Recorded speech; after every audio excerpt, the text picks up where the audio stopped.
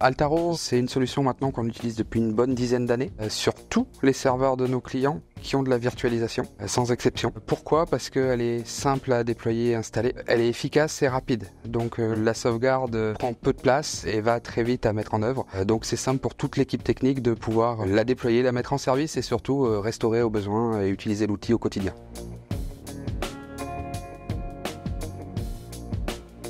Pour la partie technique d'Altaro en lui-même, l'outil est sorti de la boîte, on va dire, on le télécharge, on l'installe, c'est 3, 4, 5 minutes d'installation du produit, à côté d'outils concurrents où des fois il faut plusieurs heures pour pouvoir le déployer. Donc déjà on a eu un gain de temps énorme sur le temps de mise en œuvre côté client et forcément pour leur coût. L'outil derrière utilise, nous on fait du stockage local et beaucoup d'externalisation. Ça se paramètre tout dans un seul et même endroit, la console est uniforme, on cherche pas partout, c'est structuré et c'est clair. Donc c'est déjà quelque chose de bien. Sur la partie 365, la mise en œuvre est rapide. On a utilisé des outils où il faut faire beaucoup de commandes à la main, etc. Là, on lance la console, leur système d'API, d'autorisation d'API se fait tout seul. On a juste à valider avec les bons droits, attendre quelques minutes et c'est opérationnel. Derrière, on sélectionne ce qu'on veut et tout est sauvegardé automatiquement. Pas besoin de s'embêter à faire des plans de sauvegarde, des choses comme ça. Sur la partie 365, c'est vraiment automatisé à 100%. Donc ça nous a fait gagner pas mal de temps. Si on doit restaurer, les fonctionnalités de restauration, elles sont nombreuses, mais faciles à mettre en œuvre. Que ça soit de la restauration complète de fichiers, de boîtes mail, de calendrier, d'événements perdus, de choses comme ça. C'est assez rapide et c'est clair et compréhensible pour tout le monde, même si c'est en anglais. Ça ne pose pas de problème aux techniciens, même ceux qui ne parlent pas l'anglais couramment ou autre, ça pose pas de soucis. Et enfin, un dernier point, mais qui est pas des moindres, c'est le support technique. Quand il s'agit d'un petit problème technique, on peut directement remonter un incident à Altaro, on a quelqu'un en temps réel. Puis si on n'a pas quelqu'un en temps réel, on a le support Whatsoft, bien entendu.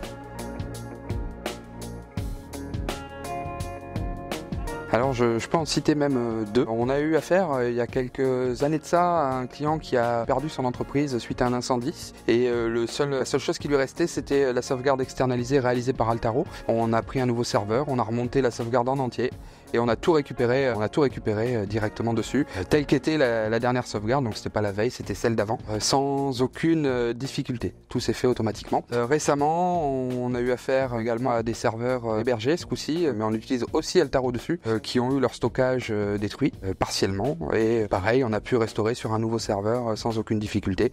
C'est parfois peut-être un peu plus long, mais ça vient plus du stockage que de l'outil. L'outil en lui-même, la sauvegarde était là, comme on les contrôle régulièrement, il n'y avait pas de souci. La restauration s'est faite sans aucun problème.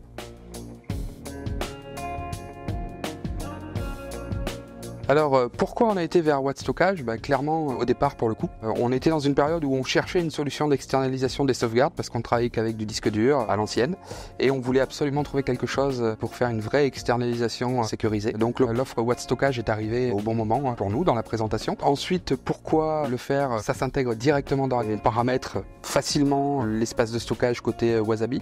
On est autonome, on a accès à notre console de gestion, etc. Donc on crée nos espaces de stockage, on les monte sur les serveurs de nos clients et on lance nos premières sauvegardes aussi simplement qu'on le faisait sur un disque dur externe. Donc ça c'est le premier point. Ensuite la solution Wattstockage ne nous facture que le stockage, pas toutes les entrées-sorties, pas tout ce qui va avec, et qui est une des grosses différences majeures avec tous les autres fournisseurs de cloud qu'on peut trouver. Donc il n'y a pas de coût caché et c'est très important. Et pour la petite info, aujourd'hui on gère à peu près 60 Tera de stockage.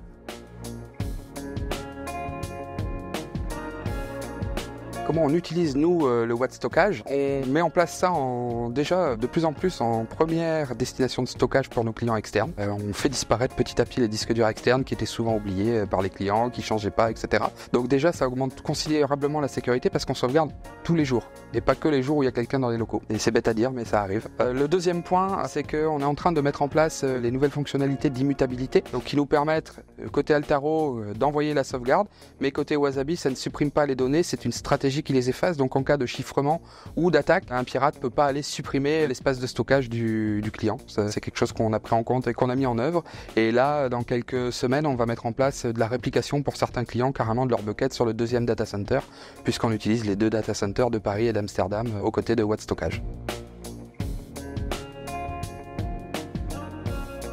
Alors l'avantage de la solution boîte stockage, c'est qu'elle est dynamique. Donc aujourd'hui, l'évolution des données, on la gère côté Altaro, côté paramétrage des rétentions sur les serveurs des clients, ce qui nous permet de l'évoluer sans avoir besoin de retoucher sans arrêt. Donc on revient pas dans les réglages, on n'y touche pas, on a paramétré 1 mois, 2 mois de rétention, que ça soit en externe ou en interne, et ça grossit automatiquement. Et c'est l'outil Altaro qui gère et qui efface automatiquement les données les plus anciennes. Donc on n'a plus besoin de se soucier de cette partie-là, et ça évolue au besoin.